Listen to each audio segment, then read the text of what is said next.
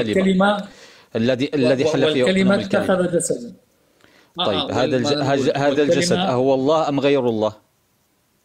هو صورة الله الغير منظور. هو الله الحجاب هو الله أم غير الله؟ هذا الحجاب هو الله أم غير الله؟ نحن بنحكي هو الله، إذا بدنا نتكلم كلام أكاديمي، هو الله الظاهر في الجسد. هو الله أم غير الله؟ أنا بقول لك هو الله الظاهر بالجسد. هذا الجسد مادي والإله غير مادي. هذا الجسد الإله روح، وهذا الجسد مادة ليست بروح. هذا الجسد هل هو الله أم غير الله؟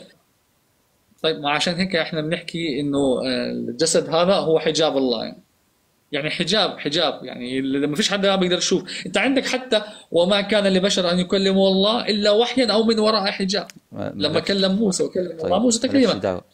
مالكش دعوه ليش مالكش دعوه؟ ليش مالكش دعوه؟ طيب خلينا يا شيخ حمزه ليش مالكش دعوه يعني؟ نروح على الحته اللي هو قالها. كان في حته مهمه. استنى يا عبد الله، احنا قلنا بلاش النصوص يا عبد الله. انا ما جبتش ولا نص من ساعه ما اتكلمت وانا انت بتتكلم منطقيا وقاعد بتقول الله ماده. هذا مش الايمان المسيحي. استنى بس، انا جاي اثبت بآمن ان الله ماده او ان الله له جسم. عبد الله، انا جاي اثبت ان انت بتقوله لازمه. لا، انا مش بقول ان عندك انت بتقول كذا، انا بقول ان لازم اللي انت بتقوله ان الله ماده. عايزك تفرق بين الاثنين. ما حدش بيقول يعني بس انت قلت لي عرف الاله. انا عندي حاجتين بدنا نتكلم بقى. انا عايز اتكلم، مش ملاحظ انت اللي بتقاطعني. انت قلت لي عرف الاله وانا عرفت لك اله. هل انا حكيت ان الله ماده؟ انتوا بتتعاملوا مع الله كانه ماده. لازم قولك لازم قولك ان الاله ماده. تفضل يا شيخ احمد.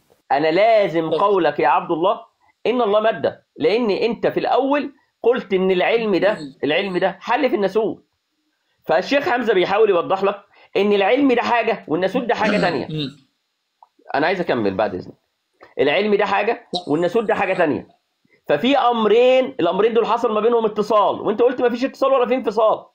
فالامرين دول لما حدث اتصال عايز اوضح عشان انا هرد على حتتين. انا من ساعتها ساكت بتتكلم. انا قاعد بسمعك بس فسر لي. هسيبك ترد والله هسيبك ترد. لا انا مش برد عليك. انا بحاول اعرف منك. بتقول لي اتصال، شو معنى اتصال؟ ان العلم ده لم يكن في الناسوت ثم كان. العلم لم يكن في الناسوت ثم كان؟ لا، احنا عندنا هذا كلام خطا، لكن كمل تفضل. صحيح اللي انا بقوله ده ولا غلط؟ غلط. العلم كان في الناسوت قبل ان يكون الناسوت موجودا. انت بتقول لي العلم صار في الناسوت بعد ان وجد الناسوت. اقنوم العلم ده ازلي ولا حادث؟ لا، اقنوم العلم نتكلم عن الله. علم الله ازلي، وانا قبل شوي حكيت لكم علم الله في ذات الله. انا بدي مثال الزامي. ازلي. الناسوت ليه بدايه ولا ملوش؟ ما قبل 2000 سنه ليه بدايه الناسوت، صح؟ ليه بدايه، صح؟ العلم ملوش بدايه والناسوت ليه بدايه. اللي حصل ان الناسوت ارتبط بيه العلم. صفه العلم دي عمليه اتصال، عمليه ارتبط دي اتصال. طيب انا بالبدايه ما حكيت لك تقول لي بديكيش نصوص. قلت لك والكلمه اتخذ جسدا. الكلمه اللي هو علم الله وحكمه. ما هو انت قلت انا وقعتك في التناقض كده. ده اللي انا اقصده من ساعتها. لما قلت لا يقبل الاتصال والانفصال، مش عارف اتكلم. لما قلت لا يقبل الاتصال والانفصال، فانا قلت لك، انا سالتك، انا عارف انت هتقع فين. اتخذ دي او ارتبط دي، ده اتصال. يعني قاعد بسمع. اتصال دي عمليه اتصال بين امرين، اللي هو ايه؟ اللي هو الاقنوم والناسوت. هو احنا حكينا غير هذا الكلام. يعني ما انا قلت لك هو الله الظاهر بالجسد. خلاص ما تقوليش بقى اتصال والانفصال. هو قبل عندك الاتصال والانفصال. ما تقوليش بقى لا يقبل الاتصال والانفصال. صح؟ لا، هو لا يقبل الانفصال. هو متصل غير منفصل وغير ممتزج. ازاي هو اصلا كان منفصل قبلها؟ قبل ان يتحد، قبل ان يرتبط، قبل ان يصير كان منفصل. ازاي الانفصال؟ هو قبل ما يكون الجسد كيف بده يتصل في الجسد؟ يعني الجسد قلنا لك غير ازلي، يعني يجي قبل 2000 سنه. طيب ماشي، ما انا بقول ان في حاله. طبعا جسد المسيح مخلوق. الجسد لحم بشر. طيب ماشي يا عبد الله، في حالة وبعدها حالة أخرى، ما هي الحالة؟ الحالة قبل عملية الاتحاد ده هنسميها انفصال، ثم الحالة اللي بعد عملية الاتحاد دي بنسميها اتصال. يبقى أنا عندي انفصال واتصال. هو انت بتقول انفصال، هو كان الجسد مخلوق حتى يصير فيه انفصال اصلا؟ انت فصلت من عندك على السريع يعني الناسوت كان موجود قبل ان يكون موجود؟ يا عم الناسوت ما كانش موجود، يعني المسيح اجى قبل 2000 سنة، قبل 2000 سنة الجسد هذا مش موجود. ايوه ما انا عارف، ما انا بقول هي الحته دي على علم الله قبل. طب خلينا عشان بس نوصل كان موجود علم الله ازلي، الاقنوم العلمي ازلي، اقنوم العلم ازلي، مش هنقعد نحكي فيها، اقنوم العلم ازلي خلاص متفقين. والناسوت غير ازلي قبل 2000 سنة، والناسوت غير ازلي. انت وقعت في مشكلتين، اول حاجه يا عم الناسوت غير ازلي، طبعا الناسوت غير ازلي. طيب الناسوت والاقنوم حصل ما بينهم اتحاد ولا لا؟ لما الله اوجد هذا الناسوت كويس، والكلمه اتخذ جسدا، ما حتى موجود اتخذ، حصل ما بينهم اتخاذ، عمليه اتخاذ، فعل جديد حدث ما بينهم هما الاثنين. يعني لما الملاك جبرائيل اجى على السيده مريم العذراء قال لها الروح القدس يحل عليك وقوه العلي تظلك. يا سيدي انا فاهم هاي اللحظه يا عبد الله كلمنا عقليا كده يا عبد الله. انا حاسس ان انت بتتكلم عقليا، مش بتقول كلمني عقليا. الاتحاد ده يا عبد الله، الاتحاد ده قبله حاله، في حاله قبل الاتحاد. استاذ احمد اسمعني شوي، انت بتقول انا عايز اسال السؤال ده عشان مهم والله. لا اصل انت بتخرجني بره محل النزاع. على فكره بترسم الاتحاد قبله حاله، ما هي؟ رد عليا بس. انا بدي اركز على النقطه، احنا بنقول رد عليا على النقطه دي. بدك تتكلم، ممكن ترد عليا على النقطه دي؟ بدك تتكلم، ممكن ترد عليا على النقطه دي؟ طيب انت بدك تتكلم، ممكن ترد عليا على النقطه دي؟ انا بدي احكي النقطه اللي هي الاساسيه، بما انك تتكلم بالمنطق بالعقل. طب ما انا رد عليا على النقطه دي لما تيجي. طب رد عليا على النقطه دي. انا ما ركزتش بالنقطه لانه في نقطه انت مش مخليني احكيها. طب انا هخليك تحكيها بعد ما ترد عليا على النقطه دي. لا انا احكيها وبعدين ارد عليك. طيب ماشي احكي. لانه انت خلينا، ما احنا ضيوف عندك، خلينا يعني انت قلت لي نتكلم منطق. طب انا بالمنطق قاعد قلت لي عرف الاله، عرفت لك الاله انه الله غير ماده، الله روح. الان انت قاعد بتحاول تجزئ وكانه الله جسد بشري مركب وقاعد انت بتفصل فيه. هذا يعني حتى الايمان، يعني عكس الايمان المسيحي. يا سيدي سيبك من ايماني وايمانك دلوقتي، احنا بنتكلم في لوازم القول. يعني انا دلوقتي هسال، انا سيبتك توضح اهو، هسال اتحد دي مش حاله قبلها عدم اتحاد، يعني انا بقول اتحد قبله لم يتحد، صح؟ كلامي ده غلط ولا صح؟ يعني قبل 2000 سنه لم يتحد. الله علم الله الازلي اتخذ هذا الجسد اللي اجى قبل 2000 سنه. قبل 3000 سنه ما كانش في جسد. انت سألت. ايوه انا فاهم، ما احنا بنقول الناسوت غير ازلي. يا سيدي انا فاهم، انا عبرت مكانها بكلمه لم يتحد لسه، لان في شرط في الاتحاد لم يتحقق اللي هو الناسوت، صح؟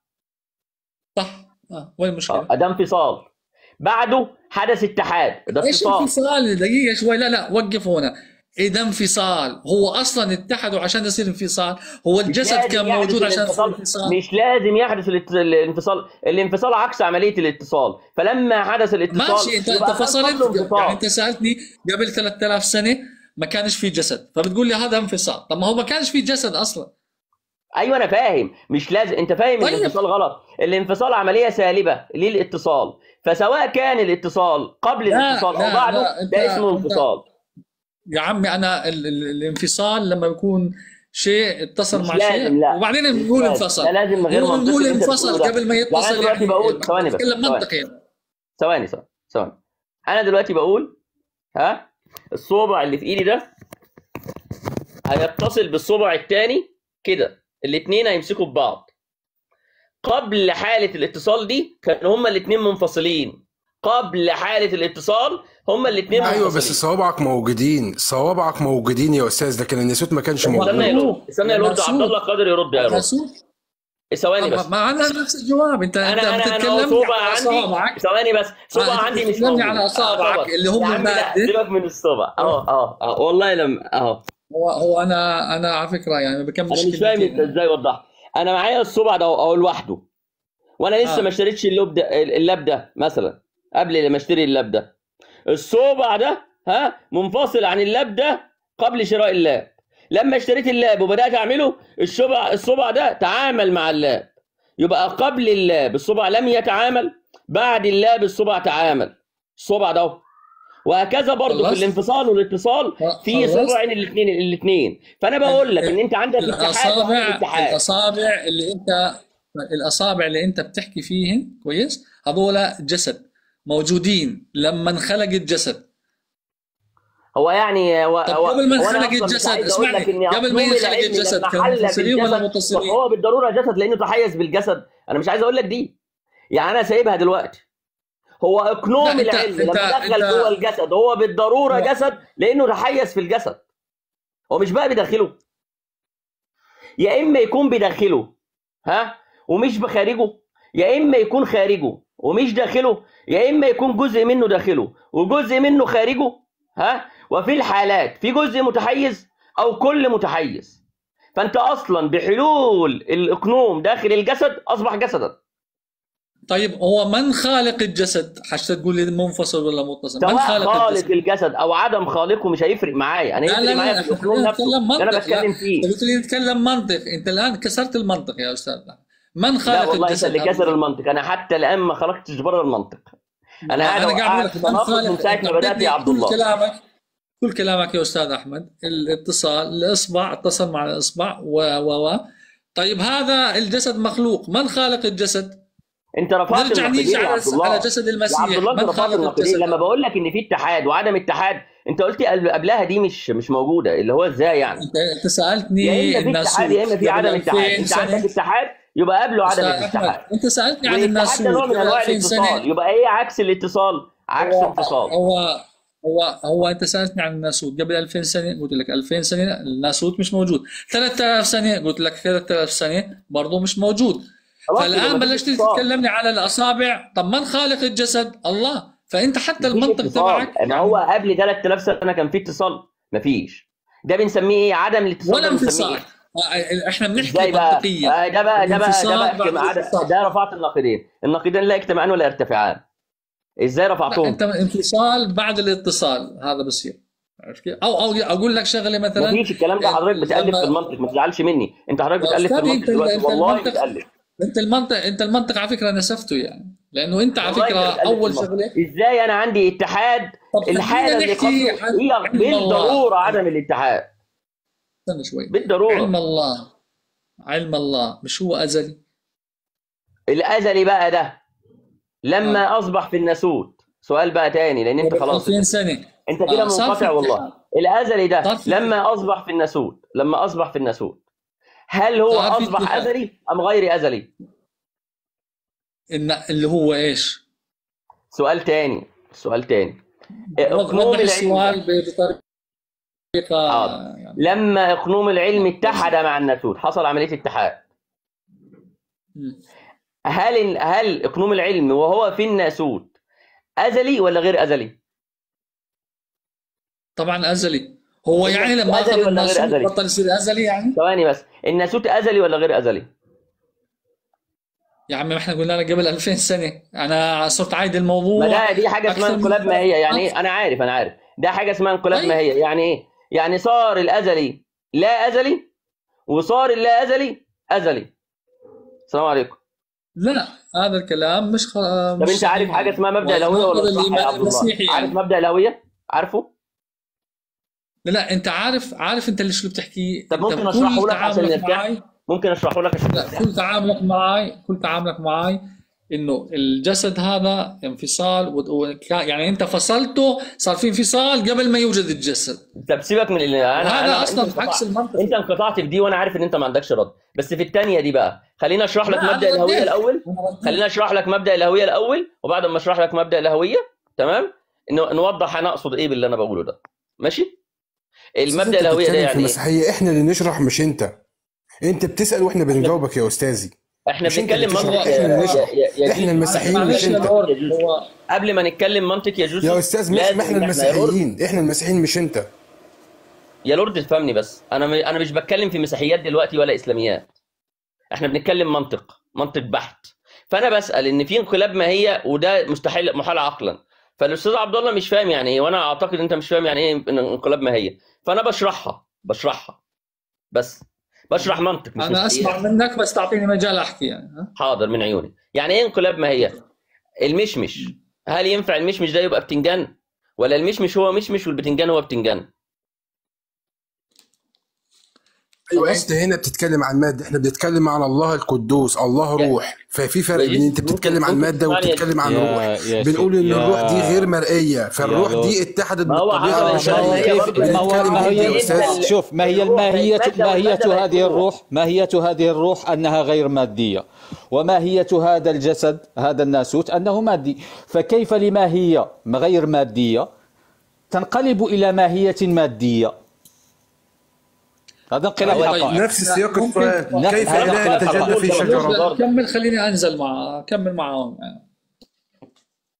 لا بلاش جيسوس، انا عارف جيسوس اصلا. خليك عبد الله، خليك، ولا انا يتكلم في منطق ولا خليك عبد الله. احمد، شيخ احمد، نعم يا هل سؤالك انت هل الروح التي حلت في الجسد حلت جميع الروح هذه حلت ام جزء منها؟ كذا انا فهمتك؟ يا مولانا كذا يا اخوان. لا. هو يقصد هل حل جميع بس هو الروح انقطع هنا يا مولانا، حلت في الجسد؟ بس مولانا بصراحه هو انقطع، ما عندوش رد. هو انا بس عشان اوضح له السؤال، بس اوضح له. الله يعطيك يا شيخ.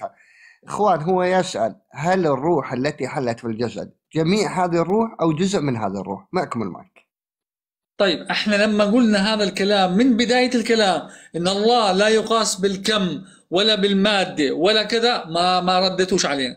عدنا لكم الكلام هذا مليون مرة يا مولانا. كلامك لا تقاطعني اكمل. انت قلت لي راح اكمل، انت قلت لي يا استاذ احمد راح اكمل كل مره نفس اللقطه. خليني اكمل. طيب كلامك ده انا اصلا معترض عليه، ان كلامك ده يساوي لازم قولك. يعني انا اصلا عندي اعتراض عليه. انا لو عندي اعتراض عليه، لو ما عنديش اعتراض عليه كنت امنت بيه. بس انا بقول لك ان انت شوف، انت بدك تتكلم منطق ولا ما تتكلم منطق؟ انت على فكره يا احمد، استاذ احمد، لما بتقول منطق خليني احكي يا استاذ احمد. ما بنفعش هيك معايير منطقيه. لا بنفعش هيك، هذا مش حوار على فكره. يعني انت صار لك ساعه بتشرح وقلت لي راح اعطيك مجال، بس بلشت احكي قلت صرت قاطعني. ما بتقول لي لما بيجي معاكم بتقاطعوا. والله العظيم انا ما بتعصب، انا دايما هادي. خليني اكمل يا اخي، خليني اكمل. خليني 3 دقائق شيخ. انا هو 3 دقائق يوضح لي. يا ابو ساره وضح له الحته دي بالله عليك عشان هو مش فاهمها مني. لا انت بالله عليك خليني اجاوب على اللي حكيته. يا ابو ساره وضح له انت بهدوء عشان انا بدات اتعصب.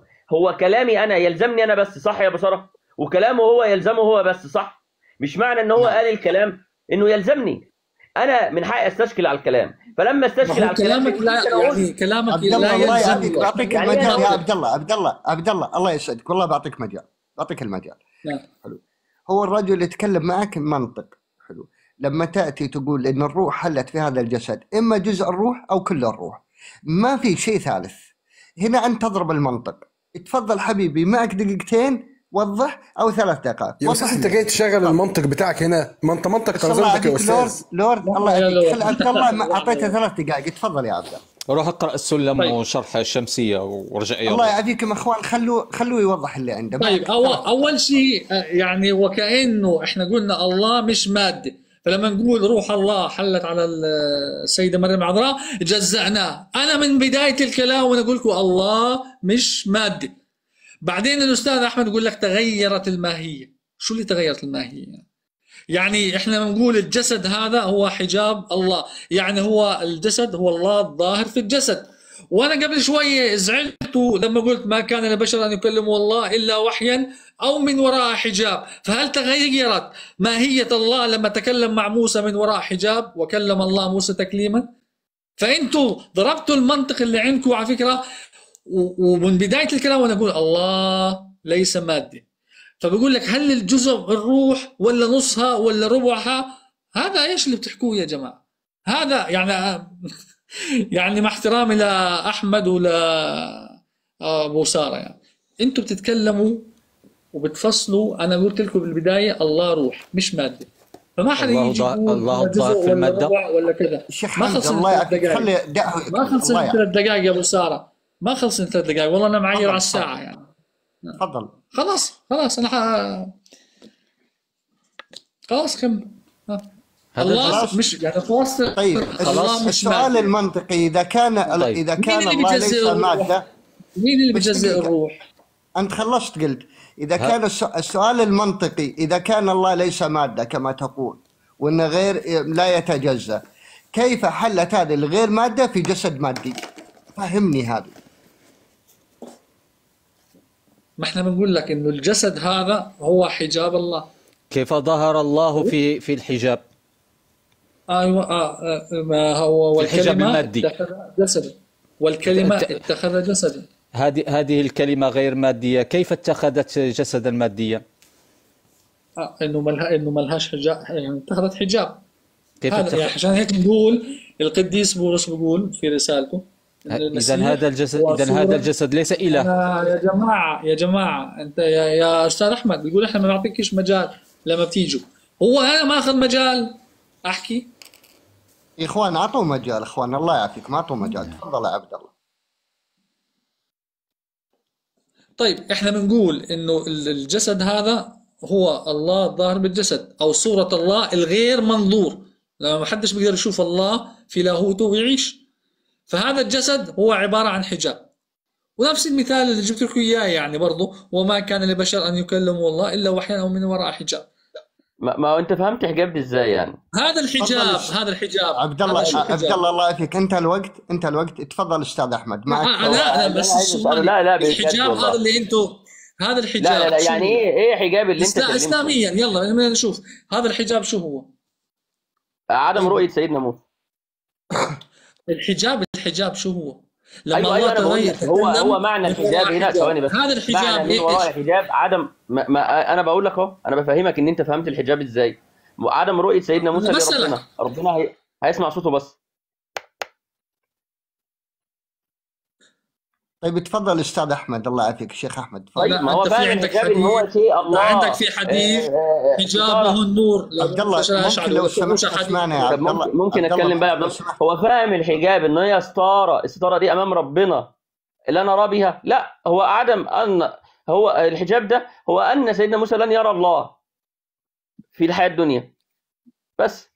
لكن انت عندك هو يقصد شيخ احمد يعني لما تكلم عبد الله الله يعافيك. عبد الله لو سمحت يا جماعه خذوا واعطوا. عبد الله لو سمحت اعطيتك مجال، لو سمحت اعط مجال. طيب يا جماعه ما رديتش. هو لما قال عبد الله لو سمحت انا بوضح الصوره للشيخ لو سمحت. انا عايز اتكلم، انا مش سامع. انا والله ما عرفت اتكلم يا ابو يعني الشيخ احمد رد يا عبد الله كذا ما يصير يا عبد الله. انت تقول اعطونا وقت، لما يجي وقت الشيخ احمد كذا تقاطع. ما يصح كذا، ما يصلح كذا. هو يقول لك يا شيخ احمد اذا يعني كان انت بدك تترجم له، يعني بدك تترجم له. لو سمحت وقتك انتهى، لو سمحت سوي ميوت. ما حكيت عشان وقتي انتهى يا ابوي 3 دقائق. الشيخ احمد قال الله والله اعطيتك 3 دقائق كمان. ماشي انا هسكت يا جماعه ما ينفعش الحوار هيك. انا فكرت انه في مجال. يلا شوف معك دقيقتين زياده. طيب تفضل حبيبي. انا في القرآن تفضل حبيبي معك دقيقتين زياده بس رجاء، بعدها سوي ميوت. يلا تفضل. طيب بحكي أنا بسأل سؤال. وما كان لبشر أن يكلموا الله إلا وحيا أو من وراء حجاب. الكلمة الحجاب هاي إيش؟ تفضل بس. ما أنا بقول لك عدم رؤية الحجاب دي يعني عدم رؤية سيدنا موسى لربنا بس. أنت فهمت منها إيه؟ أنا بسأل عن الحجاب شو هو؟ عدم رؤيته؟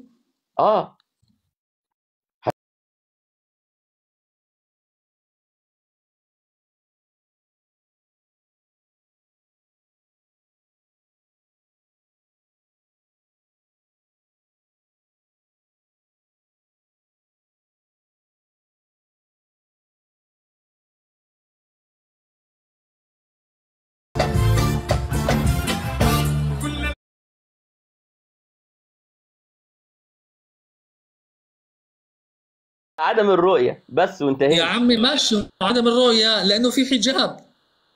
لا هو عدم الرؤية وخلاص. فين الحجاب؟ مفيش حجاب أصلا. عدم الرؤية هو محجوب عن الرؤيه. بالله عليك بس بالله عليك لما الله ظهر تكلم مع موسى قال له اخلع عليك في الوادي، ليش طلب منه يخلع عليه؟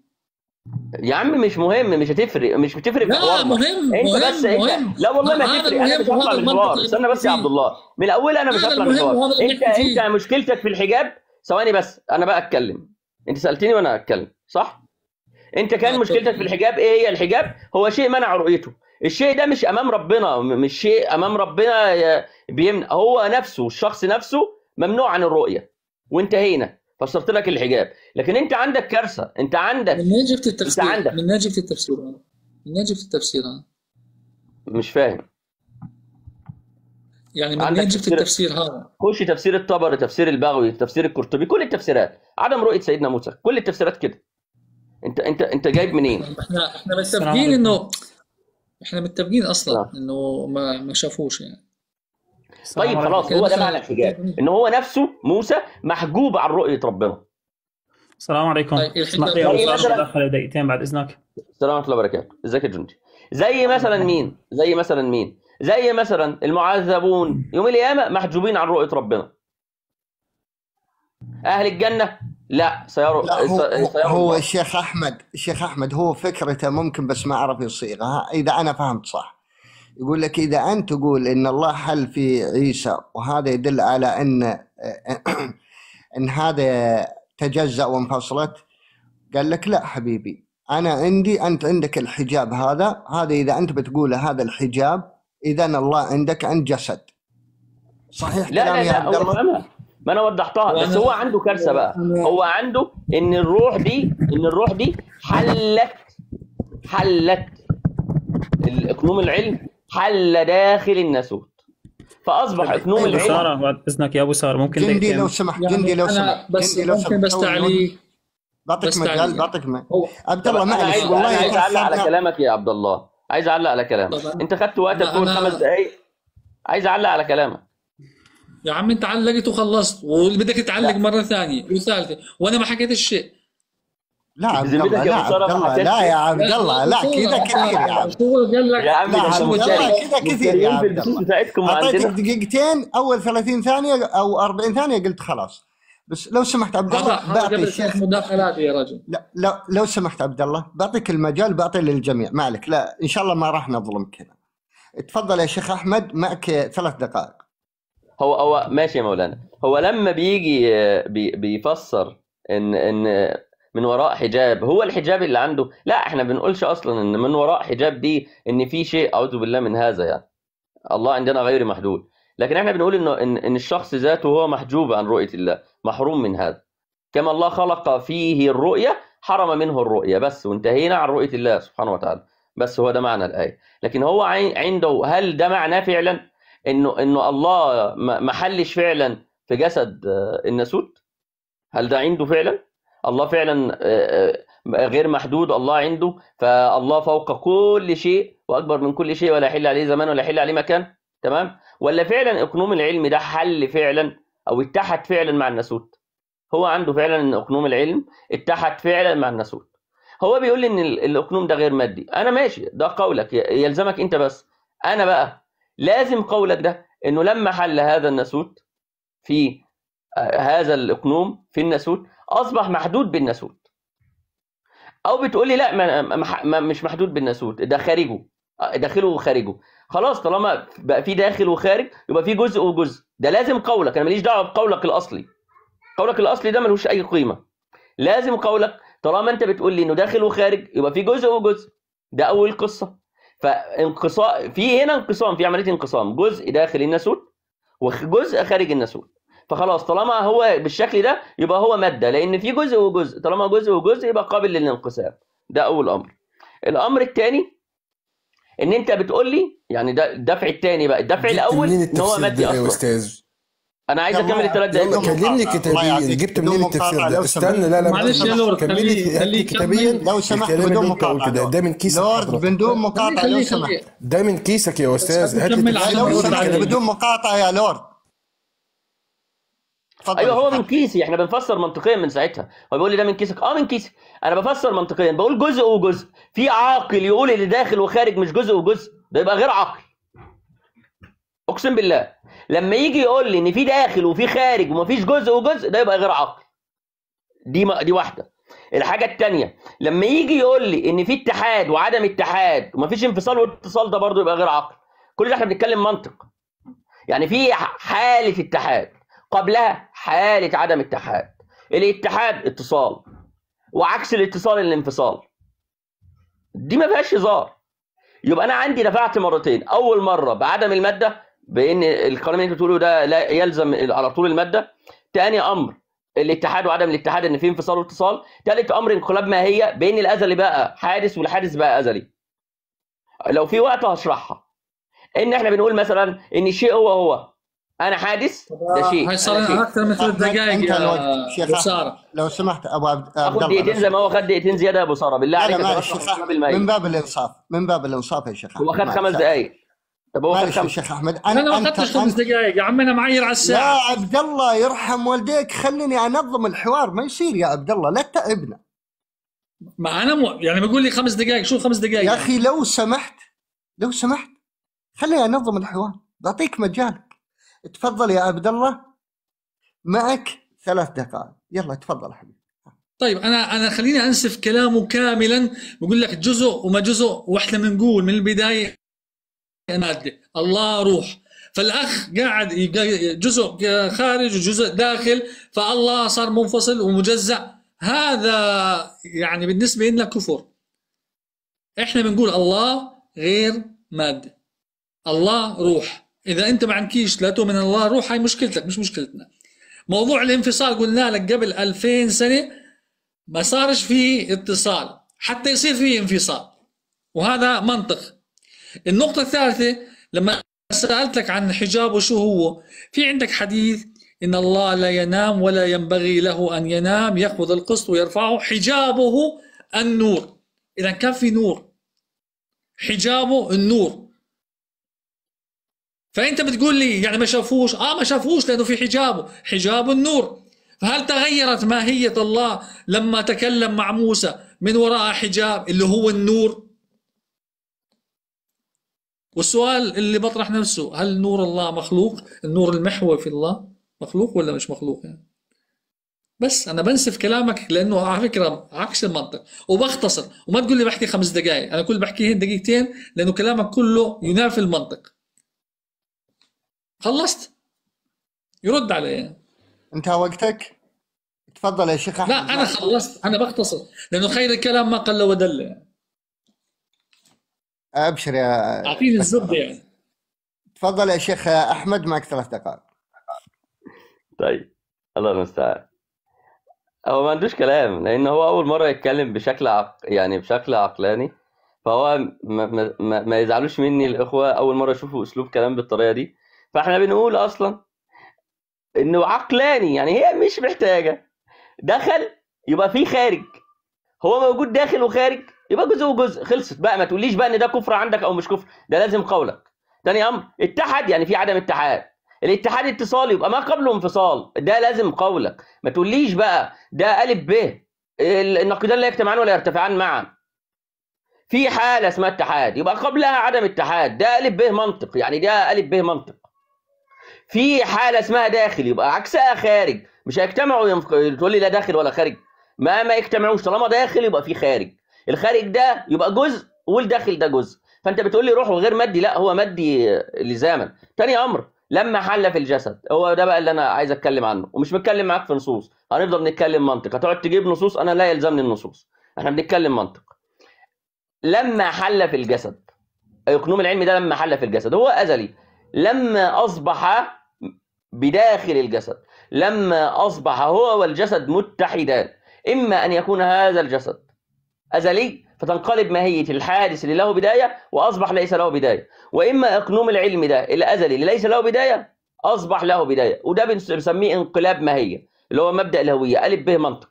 أي واحد يروح يسأل أي واحد نصراني بيسمعني، يروح يشوف إيه هو انقلاب الماهية ده، مبدأ الهوية. الشيء هو ده انقلاب حقائق. يعني انا المشمش هو المشمش، البتنجان هو البتنجان، عمر المشمش ما يبقى بتنجان، والبتنجان عمره ما يبقى مشمش. خلصانه. الحادث هو حادث والازلي هو ازلي. عمر الازلي ما يبقى حادث ولا الحادث يبقى ازلي. انت عندك الازلي والحادث اتحدوا مع بعض، فاما انقلب الحادث الى ازلي واما انقلب الازلي الى حادث، ده انقلاب ماهيه. يبقى عندك مشكلتين كبار. اول حاجه عدم اجتماع النقيضين، رفعتهم مع بعض وجمعتهم مع بعض. انا مش عارف انت عملتهم ازاي. رفعتهم مع بعض في الاتصال والانفصال وجمعتهم مع بعض في الداخل والخارج. انا ما اعرفش انت عملتها ازاي. وعندك انقلاب ماهيه للحادث والازلي. دي امور اي واحد عقلاني، يعني انا ممكن اشرحها لبنت صغيره، امور بدائيه. والكلام 4 دقائق يا ابو ساره. ده لسه والله 24 ثانيه. الوقت موجود فوق. الله يعافيك يا عبد الله، انا حاطه الوقت فوق، باقي 18 ثانيه. كلامك لا يلزمني، يعني انت بتقول لي انا قلت، ما تقول يا عم اللي انت تقوله. انا ممكن اقول اي كلام، اقلي في اي كلام. قلت لك من الاول يا عبد الله اطلع بره النصوص، لان انا لو جبت النصوص هتبقى كارثيه. اطلع بره النصوص. شيخ احمد انت الوقت، تفضل يا عبد الله معك 3 دقائق وشوف الوقت فوق. طيب فضل. انا مش عارف هو شو المنطقيه اللي بيحكي فيها استاذ احمد. بنقول له الله مش مادي، فرجع يعيد نفس الكلام ويجزئ. الله مش مادي يا عمي، نعيدها مليون مرة. الله مش مادي، هذا كلام مع احترامي لك سفسطائي مش منطقي يعني. هاي النقطة الثالثة بتقول لي طبيعة الله. طبيعة اللاهوت، طبيعة الله طبيعة ثابتة لا تقبل التغيير بإضافة صفة أو انتقاص صفة. تمام؟ وطبيعة الناسوت هاي طبيعة يعني مخلوقة. فخطأ اني اقول اني انا، لانه هاي الطبيعة الثابتة بعد الاتحاد، خطأ اني اقول اني انا ضفت لها صفات الناسوت. فطبيعة صفات الله لها صفات اللامحدودية، خطأ اقول ان الناسوت اكتسبها، لان صفات الناسوت تبقى محدودة بالطبيعة البشرية. وهذا طبعا يعني اللي بيدرسوه تبعون الاطفال المسيحيين بيعرفوه يعني. النقطة الثالثة والاهم، وانا دائما بحب الاختصار، لو خير الكلام ما قل ودل. انت يا ريت تتكلم منطق، احنا ما بنقولش الله ماده. عرفت كيف؟ انت لما بتيجي بتقول جزأت، هل انت تؤمن ان الله ماده؟ اذا انت تؤمن ان الله ماده هاي مشكلتك انت. يعني اذا انت تؤمن ان الله ماده هاي مشكلتك انت. احنا على الله مش ماده، الله روح. هاي النقطة. النقطة الثانية، انت تكلمت بالمنطق وما جاوبتني على حجاب النور. ليش ما جاوبتني؟ برضو خلينا نتكلم منطق. بس انا دائما يعني انا ناسف كلامك من بدايته يعني، عشان هيك انا دائما بختصر يعني. خير الكلام ما قل ودل. تفضل يا ابو ساره. ابو ساره عبد الله معك 3 دقائق، ترى باقي الوقت. ما هو اصلا ما حكاش شيء، ما حكى شيء يرد عليه. تسمعني عبد الله، تسمعني؟ باقي 58 ثانيه، تنازل عنها. انا بقول لك خير الكلام ما قل ودل، بس خليه بالله انا عشان اسوي فنجان قهوه. في معانا الاخ شمعون بس يرد عليه يعني، حتى بس اجيب الفنجان القهوه. معلش 3 دقائق هو يمديك. كم يبغى لك وقت؟ بدي اروح اسوي فنجان قهوه على السريع يعني. يرد عليه الاخ شمعون مش مشكله يعني، بس خلينا نسوي قهوه. تفضل يا شيخ. ناسف كلامه من البدايه يعني، ناسف كلامه اصلا. لا هو كلامه كيف داخل وخارج ولا تجزأ بس. تفضل يا شيخ. لانه الله مش ماده بس. طيب باختصار يعني، باختصار. تفضل يا شيخ احمد، معك 3 دقائق. والله يا ابو ساره الكلام هيتعاد، لانه هو انا محتاج اشرح مبادئ منطقيه اساسيه اللي هو الضرورات العقليه. اشرحها عادي. بنقول يا جماعه ان الشيء هو ده اول مبدا. روحوا دوروا ورايا على النت. الشيء هو. ثاني حاجه عدم اجتماع النقيضين. ثالث حاجه مبدا السببيه. الشيء هو. الشيء هو ان كل شيء يعني ده قديم هيبقى قديم، ده حادث ده هيبقى حادث. لو اجتمعوا مع بعض اما القديم هيبقى حادث واما الحادث هيبقى قديم. مفاهيم منطقيه اساسيه يعني. هو بيقول لي عقيدتنا وانا قلت لك يعني برضو نفس القصه يعني. انت ما تقولي اللي انت عايز تقوله. وقلت لي لما قلت لك حجاب ونور ان الله منع الناس من رؤيه الله، بس منعهم عن رؤيه الله. ده هتكون اخر مداخله ليا، عشان انا عايز انام والله. بعد كده اي حد من الاخوه يتبرع مكاني. بس اللي انا بقوله في ال3 حاجات، وانا ما بحبش، انا كاحمد مش بحب حواري مع النصارى يخش في النصوص. ليه؟ لان انا مش رافض النصارى. انا لو قبلت الاله عند النصارى ولو قبلت الاله عند النصارى انا هبقى نصراني، والنصوص دي كلها بالبلاوي اللي فيها مسيحيين مسيحيين وليس نصارى يا استاذي. المسيحيين انا اسف النصوص اللي عند المسيحيين دي كلها انا هقبلها، لكن انا عندي مشكله منطقيه كبيره في الكلام اللي هم بيقولوه. يعني ايه داخل وخارج، ويعني ايه مش اجزاء؟ دي ما تعقلش. يعني ايه اتحد وعدم اتحاد وما يقوليش انفصال واتصال؟ دي ما تعقلش. يعني ايه حل في الجسد ويعني ايه هو مش جسد؟ لانه بالضروره اقنوم العلم لما حل في الجسد بقى متحيز بالماده، فازاي هو مش ماده ومتحيز بالماده؟ طالما هو متحيز بالماده حتى لو هو مش ماده هو متحيز، فما تقوليش ان هو مش متحيز. شيخ احمد طالما هو حل فيه ده مش حل. شيخ احمد اسف بتار، ترى كذا بيطيح البث. ارجع الله يعافيك، لا يعني؟ تاخر. لا اذا خرج لا موجود انا لا ايه لا تقلق موجود. يلا تفضل يا شيخ احمد. ازاي لما اتحد مع الجسد وهما الاثنين ماهيه مختلفه؟ يعني واحد يا جماعه بنقول زي المشمش وزي ينفع يتحدوا مع بعض ويبقوا هما الاثنين حاجه واحده؟ ده مستحيل عقلا. او ينقلب واحد لواحد. فاحنا بنقول في ماهيتين مختلفه، في قديم الناحيه دي اهو، الناحيه دي خدوا كده الناحيه دي، وفي حادث الناحيه دي. في حاجه لا اول لها الناحيه دي، في حاجه لها اول الناحيه دي. اتحدوا مع بعض، يا اما الحادث بقى قديم يا اما القديم بقى حادث. ده انقلاب ماهيه صرف لاي واحد درس الف ب منطق. الف ب منطق. الله لا يتغير ازاي وهو تغير اصلا؟ يعني صار من الحاله كان فيها قبل الاتحاد وبقى في حاله اتحاد. الله لا ينفصل ويتصل، ده كلام كله الله المستعان. شمعون تفضل، معك 3 دقائق يا شمعون. سلام للجميع. بس هو فكر انتوا على المذهب الاشعري صح؟ نعم. مشان ندري يعني. نعم. اوكي ولا يهمك. الاستاذ هو عم يفترض افتراضات، ولازم هاي الافتراضات احنا نقتنع فيها ونقبلها، وهي عكس ايماننا يعني. ويفترض انه القديم في قديم وفي حادث، وهذا الشيء يعني معقول. نعم القديم هو الله، والحادث اللي هو جسد المسيح. فاتحاد الازلي مع الحادث، يعني لا الازلي راح يتحول لحادث ولا الحادث راح يتحول لازلي. وهذا ايماننا نحن كمسيحيين.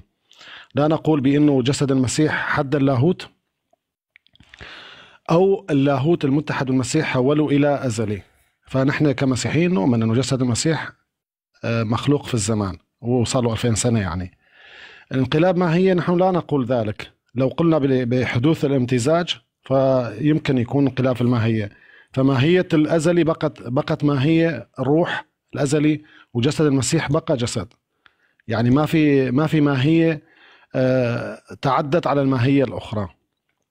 الاتحاد نعم الله قادر على كل شيء، انه هو اتحد مع جسد المسيح. فجسد المسيح لم يحد اللاهوت كان في كل مكان وكان متحد في جسد المسيح. انا عندي بس سؤال صغير. يعني انتم كمسلمين تؤمنون بانه الله له صورة، وهذه الصورة تقولون انه هي متغيرة ولا ثابتة؟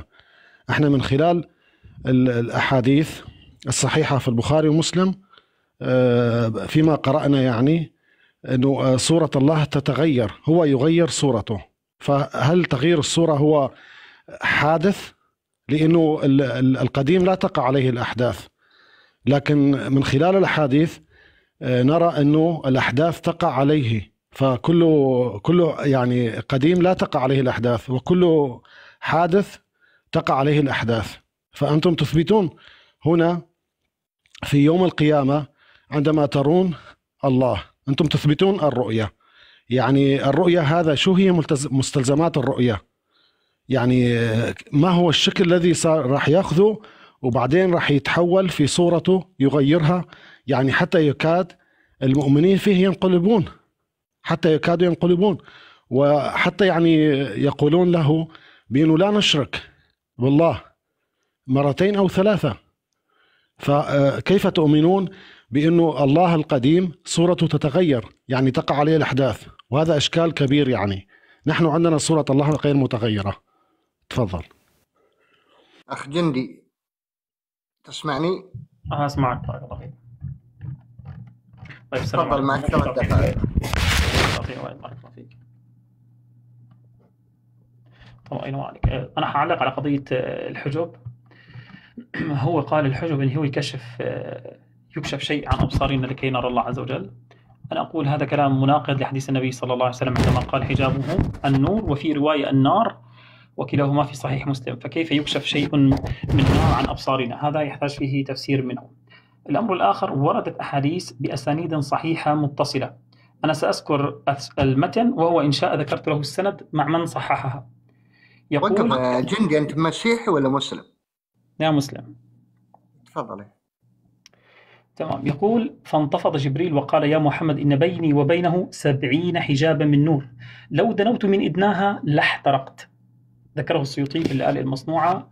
وهذا يقول ثم قال: هذا مسند صحيح الإسناد، وفينا تراجع موقع الدرر السني إسناد صحيح. أنا ما حأرجع أعيد قضية التصحيح، لكن سأذكر بس الروايات. يقول ابن عمر قال: احتجب الله عن خلقه بنار وظلمة ونور وظلمة. وقال عن مجاهد عن ابن عمر قال: خلق الله 4 أشياء بيده: العرش وجنات عدن وآدم والقلم، واحتجب عن الخلق ب4: بنار وظلمة ونور وظلمة. ويقول أيضا بسند آخر: احتجب الله من خلقه ب4: بنار وظلمة ونور وظلمة. وأيضا دون ما أذكره أقوال العلماء. يقول ابن قتيبة وهو من السلف في كتابه تأويل مختلف الحديث: ومن العلو يرجى الفرج ويتوقع النصر وينزل الرزق، وهنالك الكرسي والعرش والحجب والملائكة. حرب الكرماني نفس المبدأ في مسائله، قال: وهو على العرش فوق السماء. جندي الله فيك، أنت سلفي ولا أشعري؟ جندي وين راح؟ ابن قتيبة التنوري سلف. ابن قتيبة التنوري سلف. نزلت لأنه هيدا ليس نقاشا أشعريا، ليس نقاشا أشعريا. معلش يا اخوان، حنا أشاعرة. معلش يا اخ، بقدم حمزة. تفضل يا حمزة حبيبي. معلش يا اخوان. بسم الله الرحمن الرحيم، صلى الله وسلم على سيدنا محمد. طيب، شمعون قال أن جسد المسيح. طيب، نبدأ بالآخر. يعني قال بأن القديم لا تقع عليه الحوادث، ثم بعد ذلك قال ثم أن نحن نعلم أن هذا الاتحاد لم يكن ثم كان، يعني أن هذا الاتحاد حادث. إذن هذا الذي اتحد والمتحد به كلاهما حادثان، لأنك سلمت من البداية أن القديم لا تقع عليه الحوادث، وهذا الاتحاد لم يكن.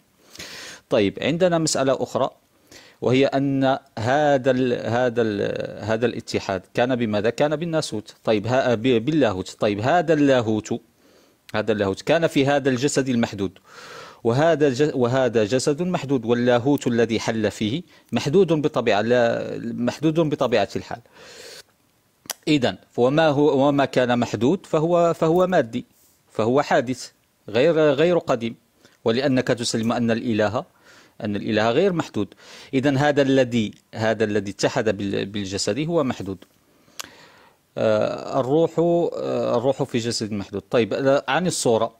طيب، نحن نقول بأن هذه الصورة التي يراها المسلمون يوم القيامة، أو يراها الناس يوم القيامة، هي صورة مخلوقة، أو بغض النظر، أو أنها تجلي من تجليات الصفة، لكن هذه الصورة بطبيعة الحال هي غير الله،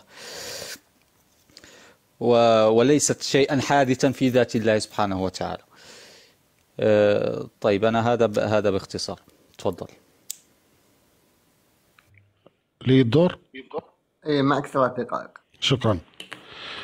هو الأستاذ يفترض، يعني يرجع يفترض عليك أنك تأخذ من كلامنا وتلزمنا فيه يا أستاذ. فإحنا نقول الاتحاد الذي حدث في الزمن لم يغير من خصائص لا اللاهوت ولا من خصائص الناسوت. وأنا أعيد كلامي الآن. الاتحاد الذي حصل في الزمن لم يحدث تغيير على اللاهوت، لأنه الجسد المحدث لم يحد اللاهوت، ويعني لم يصبح اللاهوت محدودا في اتحاده مع الناسوت. لماذا؟ لأنه نحن نقول بأنه الله في كل مكان، فإن وجد في المكان لا يحده، ولم يتحول الحدث اللي هو جسد المسيح المحدث إلى قديم، باعتبار نحن كمسيحيين نعترف بأنه لم يكن له وجود، هو أبدي ليس أزلي، ولم يحد اللاهوت. أنت قلت يا أستاذ بأنه الصورة مخلوقة وهي غير الله، فأنا يعني طرأ على بالي سؤال مباشرة: هل يجوز لغير الله أن يقول أنا الله؟ لأنه هذه الصورة المخلوقة كما قلت وهي غير الله، هي هذه الصورة بحد ذاتها تقول للمؤمنين أنا ربكم، وهل بينكم وبينه علامة؟ فيقولون نعم. عندما يكشف عن ساق فسرها كما تفسرها، إن كانت شدة، إن كانت هي ساق حقيقية على الحقيقة. فالمتكلم هنا يقول بأنه هو الله، وأنت قلت بأن الصورة مخلوقة وهي غير الله. فهنا السؤال يأتي: هل يجوز لغير الله أن يقول الله أنا الله؟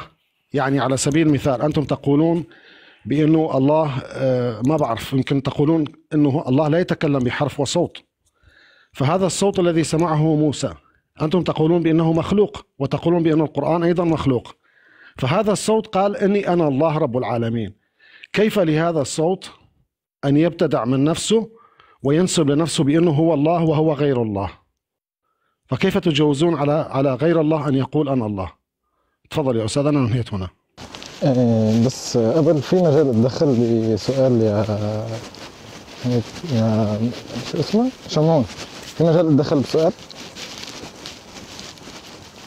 معك؟ لم أسمعك جيدا، تفضل. ممكن أسألك سؤال يا شمعون؟ تفضل تفضل.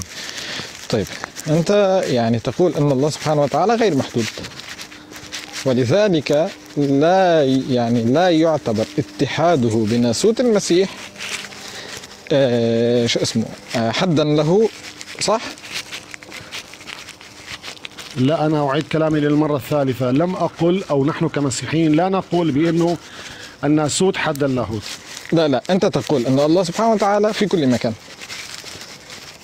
فبناء على هذه القاعدة المنطقية أنت جعلت أن اتحاد الإله بالناسوت غير محدد له، صح؟ لا نقول بالتحديد. لا تقول بالتحديد. فإذا أنت عندك الله سبحانه وتعالى كان موجودا قبل المسيح وكان موجودا بعد المسيح، صح؟ كلاهوت. الله أزلي وجسد المسيح محدث. جميل. يعني أنت الآن الله سبحانه وتعالى موجود وأنت عندك في كل مكان، فإذا هو موجود فيك وموجود فيه وموجود بحمزة وموجود بالكل. ما الذي ميز المسيح فجعله إلها دون غيره؟ أحسنت. بما أنه الله روح وهو في كل مكان وهو يسكن في المؤمنين، لكنه لا يسكن في غير المؤمنين، هو ينخس قلوب غير المؤمنين، وهو واقف على القلب. يعني ليس في كل مكان. خلينا نتفق مع بعض. يعني ليس في كل، لا، يا اما في كل مكان يا اما ليس في كل مكان. اما في كل مكان وليس في كل مكان هذا تناقض. الان انا سؤالي: هل الموجودون فقط هم المؤمنون عندكم او غير المؤمنين ايضا؟ يعني انا مثلا أنا غير مؤمن بهذه عقيدتكم، الآن أنا موجود أو غير موجود؟ أنت موجود، لكن روح الله لا يسكن فيك. اصبر علي وحدة. تفضل. يعني ليس في يعني ليس في ليس في كل مكان. أجاوب؟ لأنك أنت لا تقبل روح الله ولا تسمح له بالسكنة. يعني أنا أنت تقاطعني من أول كلمة يا أستاذ، تعطيني طيب مجال الكلام وبعدين تقاطعني من أول كلمة. هي مداولة. يعني الآن بما أني أنا رافض، فإذا أنا غلبت هذا الإله فصار موجودا خارجي، فإذا ليس في كل مكان. يعني تبني قاعدة ثم لا تلتزم. طيب. اسمعني بس، يعني لما تبني مقدمة ولا تلتزم بنتائجها، صح؟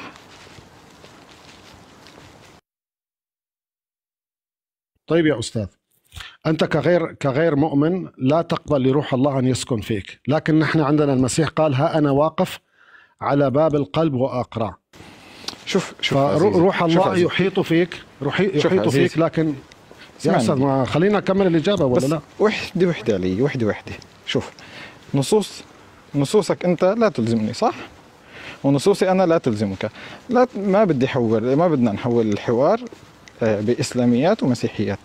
نحن حوار منطقي. اليوم أنا نصوصك كلياتها أنا لا تلزمني بشيء. لو كانت تلزمني ما كنت بتحاور أنا وياك بصحة ما تدعيه، أو كنت تناقشني بصحة ما أدعيه. سؤالي منطقي عقلاني، يعني أنا جاوبني بعقل. الآن أنت تلتزم مقدمة أن الله في كل مكان، ثم تستثني من كل مكان مليارين أكثر. شو تستثني من كل مكان من 8 مليار، تستثني منهم يعني ما يقرب من 6 مليار غير مؤمنين بعقيدتك. فإذا ليس في كل مكان، بالعكس هو في أماكن أقل من من الأماكن الذي يعني في الأماكن أقل من الأماكن اللي هو موجود فيها. يا أستاذ، أنت تحيا وتتحرك به وبقدرته وبإرادته، فكون أنك أنت لا تسمح، لا تفتح باب قلبك ليدخل لك ويتعشى معك وأنت معه ويكون عشرة بينكم، فهذا أنت ألزمت نفسك أنت. لكن هو محيط بك ويستطيع أن يقتحم حياتك، لكنه لأنه يحترم إرادتك كإنسان يتركك أنك أنت تختار لنفسك. لكن هو طيب، موجود فيك. بس خليني أكمل بس. فهمت عليك يعني. أنا فهمت عليك يعني الآن. طيب يلا، طالما فهمت علي أجبني عن موضوع الصورة المخلوقة التي تزعم أنه بأنها هي الله. طول بالك. الآن أنت ماذا فعلت فعليا؟ أنت جعلتني أقوى من إلهك الذي تدعيه، وأستطيع أن أخرجه. غير صحيح.